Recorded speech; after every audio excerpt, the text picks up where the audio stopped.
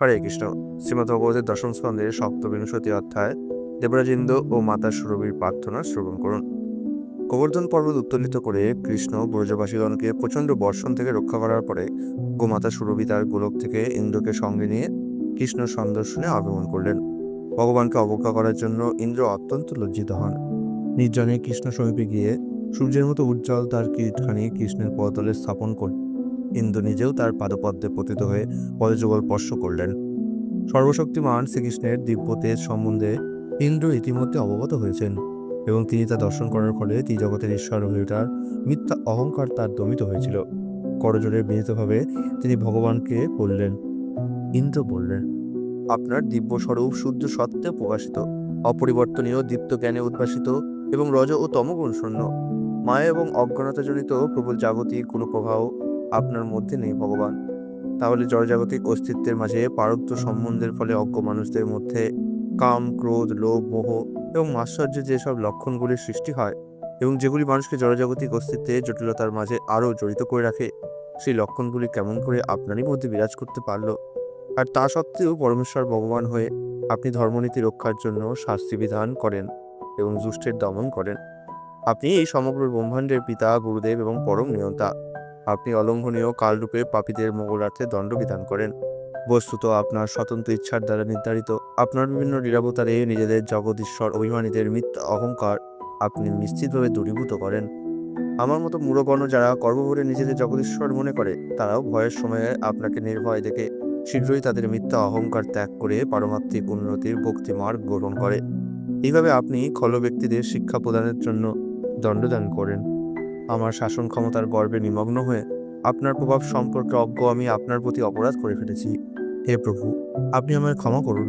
আমার বুদ্ধি মহাচ্ছন্ন ছিল, কিন্তু আর কখনোই এমন যেন অসৎমতি আমার না পায়।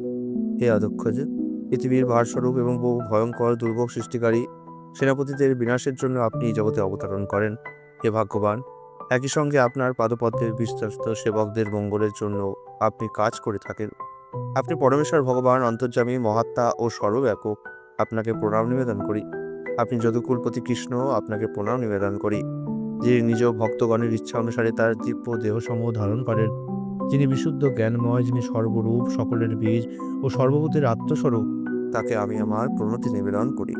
হে ভগবান, আমার যজ্ঞ যখন নষ্ট হয়েছিল তখন আমার গর্ব হেতু আমি প্রচণ্ড বুদ্ধ হয়েছিলাম।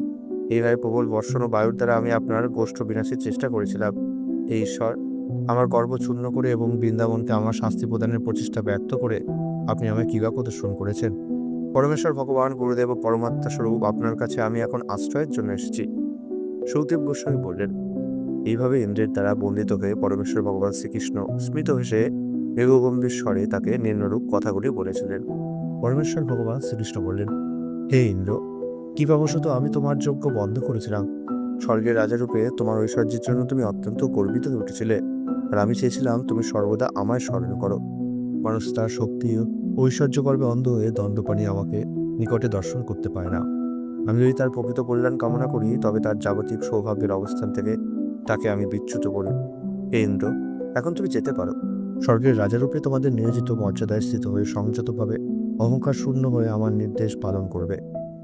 অতঃপর মাতা সুরভি তার গো সন্তান সময়ের সঙ্গে শ্রীকৃষ্ণকে তার প্রণতি নিবেদন করলেন। গোপবালরূপে তার সম্মুখে উপস্থিত পরমেশ্বর ভগবানকে সশুদ্ধভাবে সম্বোধন করে প্রশান্ত চিত্তা সুরভি বললেন। সুরভি মাতা বলে, হে কৃষ্ণ, হে মহাযোগী, হে বিশ্বের আত্মা ও উৎপত্তি, আপনি জগৎপতি এবং আপনার কৃপায় হে অচ্যুত আমরা আমাদের প্রভুরূপে আপনাকে পেয়েছি। আপনি আমাদের আরাধ্য বিগ্রহ। সুতরাং হে জগৎপতি, গ্রহ, ব্রাহ্মণ, দেবতাগণ এবং সকল সাধুদের মঙ্গলের জন্য দয়া করে আমাদের ইন্দ্র হও। ব্রহ্মা কর্তৃক নির্দেশিত হয়ে আমরা ইন্দ্ররূপে আপনার অভিষেক উৎসব অনুষ্ঠিত করব। হে বিশ্বাত্মা, আপনি এই জগতের ভূভার মোচন করার জন্য অবতীর্ণ হয়েছেন। হে পরম করুণাময় ঈশ্বর, আপনি আমাদের প্রতি কৃপা করুন। সুখদেব গোস্বামী বললেন। এইভাবে শ্রীকৃষ্ণকে সম্ভাষণ করে মাতা সুরভি তার আপন তুক্ষ দ্বারা এবং অদিতি ও অন্যান্য দেবমাতৃগণের নির্দেশে দেবতা ও মহান ঋষিগণের সঙ্গে ইন্দ্র তার হস্তীয় বাহন ঐরাবতের সুর দ্বারা বাহিত স্বর্গের গঙ্গাজল দ্বারা দশাশ বংশজ ভগবান শ্রীকৃষ্ণের অভিষেক সম্পন্ন করলেন এবং তাকে গোবিন্দ নামে অভিহিত করলেন। তুম্বুরু, নারদ এবং অন্যান্য গন্ধর্বগণ, বিদ্যাধর, সিদ্ধ এবং চারণগণ সহযোগে শ্রীহরির জগৎ পবিত্রকারী মহিমা গান করার জন্য সমবেত হয়েছিলেন। দেবপত্নীগণ আনন্দে পূর্ণ হয়ে ভগবানের সম্মানে একত্রে নৃত্য করেছিলেন। শ্রেষ্ঠ দেবগণ ভগবানের স্তুতি কীর্তন করে তার চতুর্দিকে অপূর্ব পুষ্প বর্ষণ করেছিলেন। তিলক পরম সন্তোষ লাভ করেছিল এবং গাভীরথাদের দুগ্ধ দ্বারা পৃথিবী তলকে সিক্ত করেছিল। নদীগুলিতে বিভিন্ন ধরনের সুস্বাদু রস প্রবাহিত হয়েছিল। বৃক্ষগুলি থেকে মধুকরণ হচ্ছিল। কর্ষণ ব্যতীত ভোজ্য উদ্ভিদগুলি পরিণত হয়েছিল এবং পর্বতগুলি তাদের অভ্যন্তরের রত্নরাজি বাইরে বিচ্ছুরিত করেছিল। হে কুরুনন্দন পরিত্রী, শ্রীকৃষ্ণ অভিষিক্ত হলে সমস্ত জীব এমনকি যারা স্বভাবে কুড়ো ও খল তারাও সম্পূর্ণ বহির্তাভক্ত হয়েছিল।